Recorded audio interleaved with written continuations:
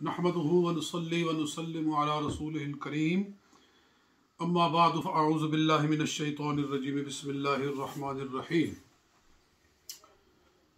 मुअज़्ज़ज़ हाज़रीन व नाज़रीन, सामईन व नाज़रीन, रमज़ानुल मुबारक की इन मुबारक साआत में हम आपके सामने सूरह कुरान पाक का तारुफ रख रहे हैं और आज हम आगाज़ कर रहे हैं सूरह नूर से। इससे पहले सूरह मोमिनून तक सूरतों का तारुफ हम पेश कर चुके हैं और आज 3 सूरतें सूरह नूर और उसके बाद सूरह फुरकान और फिर सूरह शुआरा, ये 3 सूरह मुक़द्दसा आपके सामने इनका तारुफ रखा जा रहा है। सूरह नूर ये 17वें पारे के करीबन निसफ से शुरू होकर उसके करीबन आखिर तक जा रही है और इसको सूरह नूर इसलिए कहते हैं कि इसमें अल्लाह ताला ने अपने नूर का जलवा बयान फरमाया अल्लाहु नूरुस समावाति वल अर्द, यानी अल्लाह ताला आसमानों और ज़मीन को रोशन फरमाने वाला है, तो इसलिए इसको सूरह नूर कहा गया। और इसके अंदर एक और नूर भी है और वो है पर्दे का नूर, हया का नूर। अल्लाह ने इस सूरत के अंदर पर्दादारी के अहकाम बयान फरमाए हैं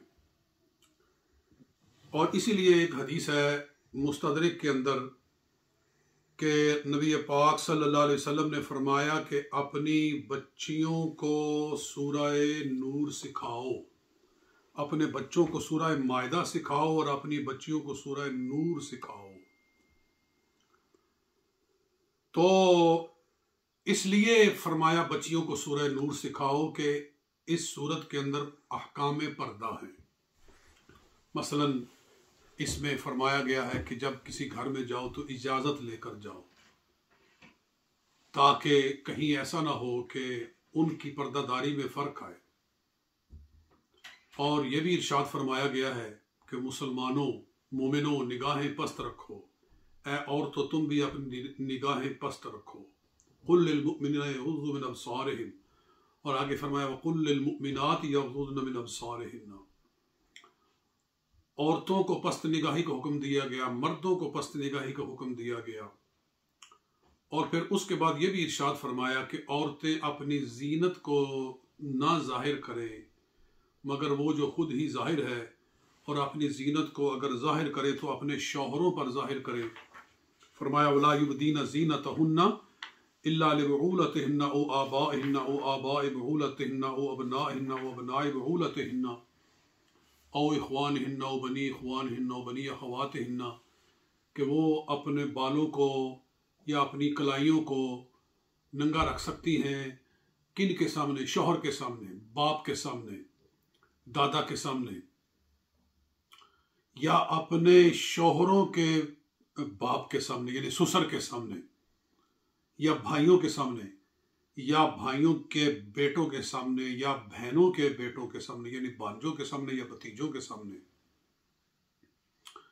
इसी तरह वो लोग जिनसे औरत का निकाह नहीं हो सकता, जो उसके महारिम हैं, अल्लाह ने उनका जिक्र फरमाया कि उनके सामने वो अपने आज़ाए जीनत को जाहिर कर सकती है। यानी जहाँ वो जीनत करती है, हाथों पे जीनत की जाती है, कलाइयों पे कंगन पहने जाते हैं, ये आज़ाए जीनत हैं। सर पे जीनत की जाती है कि कोई वो सजाए जाते हैं चीज़ें, जेवरात माथे पे सजाया जाता है और टिक्का वगैरह। तो फरमाया कि इन आज़ा को वो अपने इन महारिम के सामने जाहिर कर सकती हैं और किसी के सामने नहीं कर सकती। तो ये अहकाम है जो इस सूरत के अंदर बयान फरमाए गए हैं।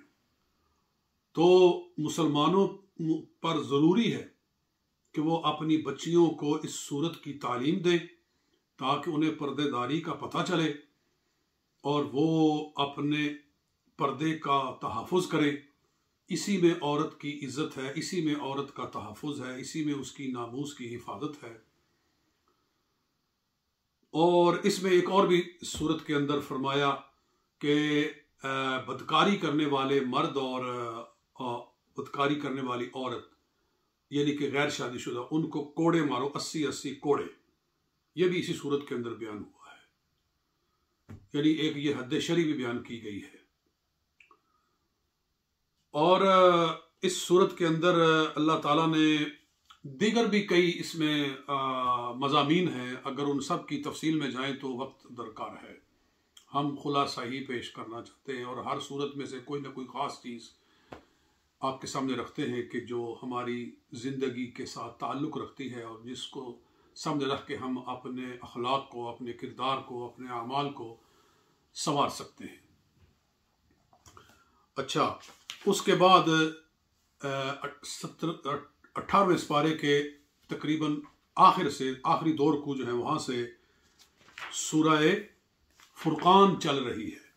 सूरह फुरकान को क्यों सूरह फुरकान कहा गया?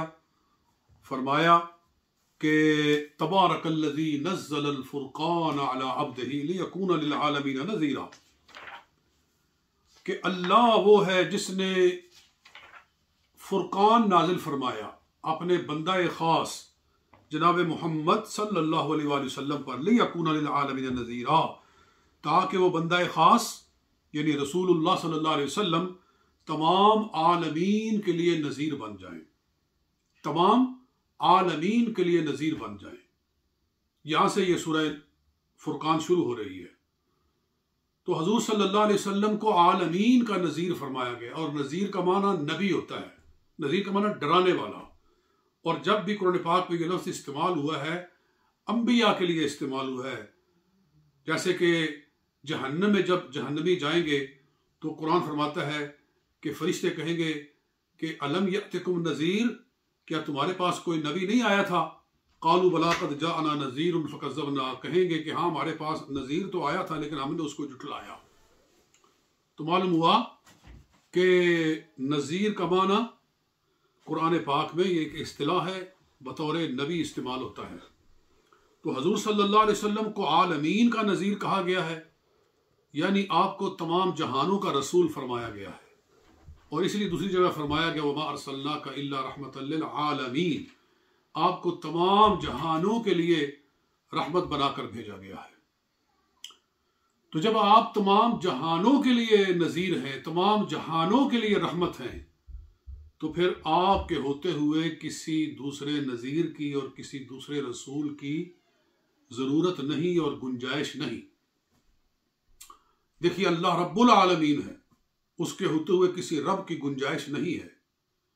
कुरान ज़िक्रुल लिल आलमीन है, तो इसके होते हुए किसी आसमानी किताब की गुंजाइश नहीं है। तो हजूर सल्लल्लाहु अलैहि वसल्लम चूंकि लिल आलमीन नज़ीरा हैं, रहमतल लिल आलमीन हैं, लिहाजा आपके होते हुए किसी दूसरे रसूल की गुंजाइश नहीं है। और जो आपकी मौजूदगी में रसूल बनने की कोशिश करे तो वो दायरा इस्लाम से खारिज है और उसका इस्लाम से, ईमान से कोई ताल्लुक नहीं है। और ये सूरह नूर जो है, इसमें अल्लाह ताला ने हमें कुरान की तरफ भी मुतवज्जे फरमाया है। फरमाया कि रोज़े क़यामत कुरान शिकवा करेगा। सूरह नूर में है कि कहा गया कि कुरान क्या कहेगा, वक़ाल रसूल, कहेगा रसूल पाक सल्लल्लाहु अलैहि वसल्लम रोज़े क़यामत कहेंगे, या रब्बी, ऐ मेरे रब, इन्न कौमी इत्तख़ज़ू हाज़ल कुरान महजूरा, कि मेरी कौम ने कुरान को तर्क कर दिया था, तो लिहाजा कुरान को सीने से लगाया जाए, कुरान पे अमल किया जाए, कुरान को अपनी ज़िंदगी के अंदर दाखिल किया जाए। और यहाँ एक और भी चीज़ है कहने के लिए, वो ये कि रब ताला फरमाता है कि हमने कुरान पाक को थोड़ा थोड़ा करके नाजिल फरमाया।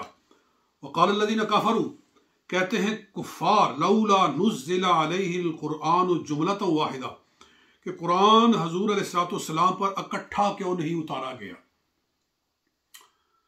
तो अल्लाह ताला फरमाता है कज़ालिका, ऐसे ही, लिनुसब्बित बिही फुआदक, हमने थोड़ा थोड़ा क्यों नाजिल किया, इकट्ठा क्यों नहीं उतारा, ताकि हम आपके दिल को मजबूत करें। वरत्तल्नाहु तरतीला, और हमने इसे ठहर ठहर कर पढ़ा है, थोड़ा थोड़ा करके पढ़ा है। कुरान को इकट्ठा नहीं नाजिल किया गया, थोड़ा थोड़ा करके नाजिल किया गया। इसके अंदर बहुत सारी हिकमतें हैं, बहुत सारी हिदायतें हैं। अल्लाह ताला ने जो भी किया वो हिकमत के तहत फरमाया, और मुफस्सिरीन ने इसके बहुत सारे वजूह बयान किए हैं कुरान को इकट्ठा नाजिल ना करने के। और मैंने भी अपनी तफसीर के अंदर उन में से कई हिकमतों को घेरा है। मिसाल के तौर पर यह है कि कुरान में चूँकि सिलसिला नासिख व मनसूख अल्लाह ताला चलाना चाहता था, चलाने वाला था, तो इसलिए इकट्ठा नहीं उतारा गया। कुछ आयतें पहले नाजिल की गई, फिर उनका हुक्म उठा लिया गया और उनकी जगह पर दूसरी आयतें नाजिल की गई।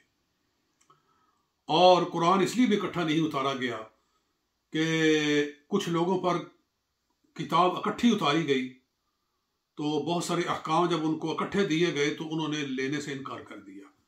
जैसे बनी इसराइल पर जब तौरात उतरी और कहा गया कि इतने रोजे रखने हैं, इतनी नमाजें पढ़नी है, इतनी ज़कात देनी है, तो उन्होंने मानने से इनकार कर दिया।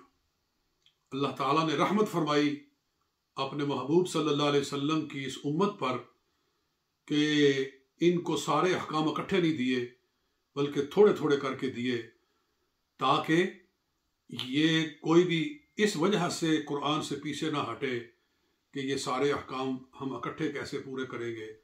एक हुक्म दे दिया, जब उस पर अमल कर लिया तो फिर दूसरा दे दिया, फिर तीसरा दे दिया। यूं अल्लाह ने अपने महबूब सल्लल्लाहु अलैहि वसल्लम की उम्मत को इनकार से महफूज फरमाया। तो और भी हिकमत है इसके अंदर। बहरहाल ये सूरह फुरकान है, और सूरह फुरकान ख़त्म हुई तो आगे सूरह शुअरा शुरू हो रही है। सूरह शुअरा को इसलिए शुअरा की सूरत कहा जाता है कि इसके बिल्कुल आखिर में जाकर, आखिरी रुकू में शायरों का जिक्र किया गया कि वश्शुअरा यत्तबिउहुमुल गावून। ये जो दुनियादार और ये जो शराबो शबाब पर शायरी करने वाले शुआरा होते हैं, इनके पीछे गुमराह लोग चलते हैं।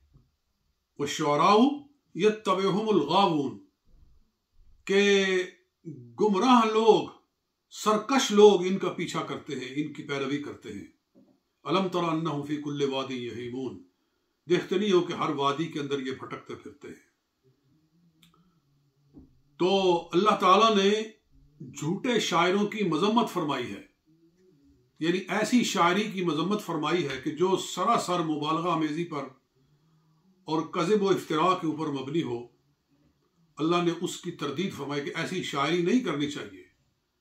अगर अल्लाह ताला ने शेरी ज़ौक़ अता फरमाया है और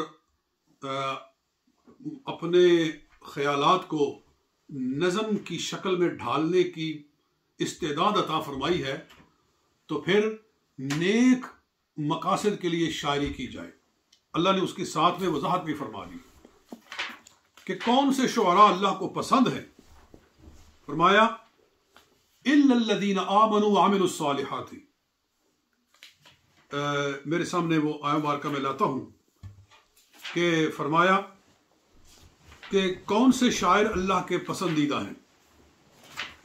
इरशाद हुआ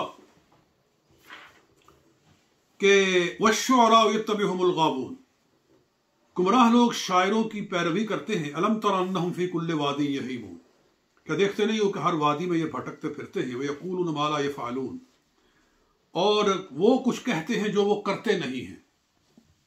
मतलब है कि झूठो झूठ ऐसा वो मुबालगा करते हैं कि जिसका हकीकी जिंदगी से कोई ताल्लुक ही नहीं होता, जो वो कर ही नहीं सकते, उस तरह की बातें वो शायरी के अंदर कह देते हैं। यानी वो जैसे उसने कहा, मैं दिल बेचता हूं, मैं जान बेचता हूं, मोहब्बत में सारा जहां बेचता हूं। ये वो कहते हैं कि इमाम दीन शायर वो एक मज़ाहिया शायर था, किसी ने कहा कि मैं दिल बेचता हूँ, मैं जान बेचता हूँ, मोहब्बत में सारा जहां बेचता हूँ। ये शेर कैसा है? उन्होंने कहा बिल्कुल बकवास है। तो उसने कहा कि फिर इसकी ज़रा इस्लाह कर दें, कि आप बता दें। उन्होंने कहा कि ऐसे होना चाहिए कि मैं मझ बेचता हूँ, मैं गां बेचता हूँ, हवेली की सारी मैं थां बेचता हूँ। जी देखो, ये चीज़ें बेची जा सकती। सारा जहान कौन बेच सकता है? जान कौन बेच सकता है? तो झूठ क्यों कहते हो? तो यही अल्लाह ताला फरमा रहा है कि वन्नहुम यक़ूलून मा ला यफ़अलून, कि जो वो कर नहीं सकते वो शायरी के अंदर वो कहते हैं कि रात भर रोया जो मैं हिजरे यार में, तो 900 दरिया, 2 समंदर और 4 चश्मे बह गए। इस तरह के ये शायरी होती है। फरमाया इल्लल्लज़ीना आमनू, सिवाय उनके जो ईमान वाले हैं, व आमिलुस सालिहाती, और अच्छे अमाल करते हैं, व ज़करुल्लाह कसीरा, और अपनी शायरी में कसरत से अल्लाह का जिक्र करते हैं, अल्लाह का जिक्र करते हैं। यानी वो शायरी जो जिक्र इलाही पर मुश्तमिल हो। हजूर सल्लल्लाहु अलैहि वसल्लम की तारीफ भी हकीकत में अल्लाह ही का जिक्र है। तो नात की शायरी, हम्द की शायरी, वंतसरू मिन बाद मा ज़ुलिमू, और मजलूमियत के बाद वो बदला लेते हैं। यानी अगर कोई इस्लाम पर अटैक करता है, कुरान पर अटैक करता है शायरी के अंदर, तो फिर उसका जवाब शायरी के अंदर दे के तो वो बदला लेते हैं।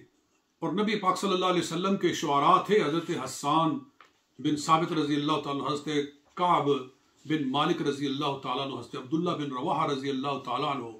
ये दरबारी शुआरा थे हजूर सल्लल्लाहु अलैहि वसल्लम के, कि जब अरब के शुआरा इस्लाम पर और कुरान पर अटैक करते थे तो फिर ये शुआरा आगे से जवाब देते थे। तो उसके बारे में फरमाया वंतसरू मिन बाद मा ज़ुलिमू, तो वो शायरी की जाए जिसमें इस्लाम का दिफा किया जाए, वो शायरी की जाए जिसमें नामूस रिसालत का तहफ़्फ़ुज़ किया जाए और अल्लाह और उसके रसूल का जिक्र बुलंद किया जाए। तो ऐसी शायरी अल्लाह को बहुत पसंद है।